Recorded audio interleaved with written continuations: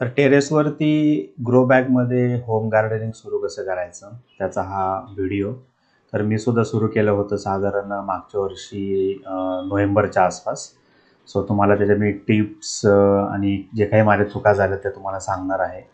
तर कुणीही टेरेसवरती किंवा घराभोवती जर जागा असेल तर होम गार्डनिंग सुरू करू शकतं.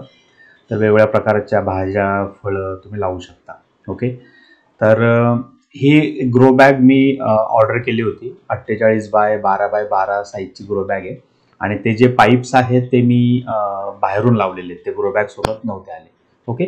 तर बघूया आपण सगळं डिटेलमध्ये कसं करणार, काय करणार. So welcome to this YouTube channel. माझं नाव निलेश आहे.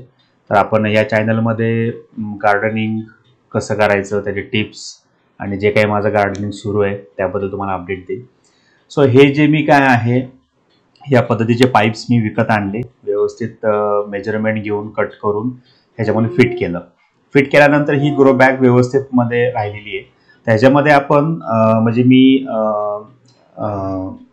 नर्सरीमधली जी रेड कलरची माती आहे ती विकत आणली होती आणि एक फर्टिलायझर 5 kgचं मी विकत आणलं होतं. सो दोन्ही थोडंसं मिक्स करून मी ही एक माती तयार केली होती.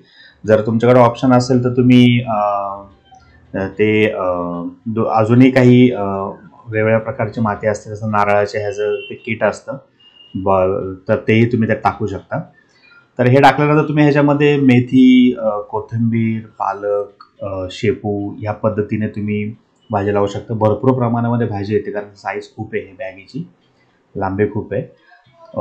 तर एकदा का तुम्ही ही स्टार्ट केलं तुम्हाला वर्षभर ह्या बॅगेचा लाईफ पण वर्षभर आहे. वर्षभर तुम्ही ही बॅग आरामशीर वापरू शकता, त्याला काही होत नाही. ओके. आणि एकदा का बॅगचा सेटअप झाला की तुम्ही ह्याच्यामध्ये भरपूर सारे पिकं घेऊ शकता. तुम्ही आत्तापर्यंत ह्याच्यामध्ये पालक घेतली आहे, मेथी घेतली आहे, त्यानंतर मेथी मी 2 मेथी लावली आहे, नंतर शेपू लावला आहे. तर हे जे खत आहे हे मी टाकलं होतं वरती. वेगवेगळ्या प्रकारच्या तुम्ही बिया लावू शकता. ठीक आहे.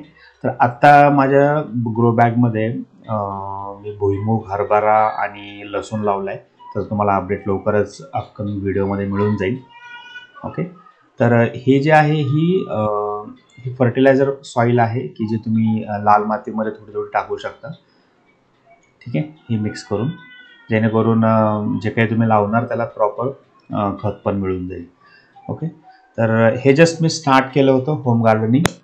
तर हा व्हिडिओ ॲक्च्युली नोव्हेंबरमधला आहे. तर आत्ता जे काही माझे अपडेट चालू आहे हे हळूहळू मी व्हिडिओ पोस्ट करेल आणि तुम्हाला अपडेट देईन. तर छोट्या कुंडींमध्ये काय लावायचं, मोठ्या कुंडींमध्ये काय लावायचं, त्यानंतर माती कशी तयार करायची घरगुती पद्धतीने, आणि तुम्ही काय काय ऑर्डर करू शकता. तर तुम्ही हे डिपेंड आहे, तुम्ही नर्सरीमधनंही साईडच्या नर्सरीमधनंही तुम्ही जाऊन सगळ्या गोष्टी घेऊ शकता किंवा तुम्ही ऑनलाईनही ऑर्डर करू शकता. हे डिपेंड आहे तुमच्यावरती.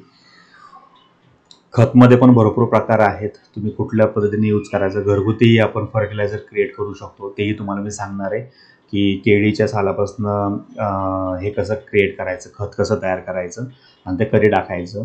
त्यानंतर अंड्यांच्या कवचापासून पण तुम्ही करू शकता. अंड्याचे जे टरफल्या असतात त्याच्यापासून तुम्ही बनवू शकता. या सगळ्या गोष्टी स्टेप बाय स्टेप पुढच्या काही व्हिडिओमध्ये येतील. ओके.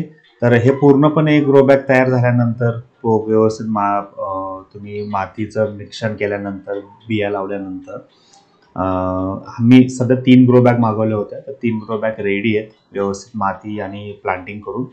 एक साधारण मी 7 ते 8 दिवसानंतर एक अपडेट घेतला होता, तोही तुम्हाला या व्हिडिओमध्ये मिळून जाईल की थोडंसं जसं उगवायला सुरुवात झाली त्या पद्धतीमध्ये हे कसं झालं. आणि पाणी तुम्हाला कंटिन्यू द्यायचं नाही आहे. तुम्हाला जर ह्या ग्रो बॅगमध्ये पाणी दिलं, पाणी जर भरपूर दिलं तर पूर्ण खालीपर्यंत पाणी गेलं पाहिजे, बॅगच्या एंडपर्यंत.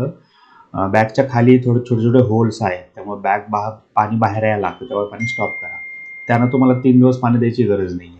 बॅगमध्ये तेवढा ओलावा राहतो 3 ते 4 दिवस. आणि हे तुम्ही पीक कोणतं घेता त्यावर पण डिपेंड आहे. ओके. तर अशा पद्धतीने हे 3ही ग्रो बॅग माझे रेडी झालेले आहेत. 3ही ग्रो बॅगमध्ये वेगवेगळ्या प्रकारचं आपण काही लावलं आहे का, कुठे मेथी लावली, कुठे शेपू लावली. आणि एक 7 दिवसांनी बघा इथं थोडंसं उगवायला सुरुवात झाली आहे. ओके. तर भेटूया आपण पुढच्या व्हिडिओमध्ये. पुढच्या व्हिडिओमध्ये काय काय केलं आहे, काय काय कसं केलं आहे, त्याचे काही टिप्स वगैरे आहेत तेही मिळतील तुम्हाला.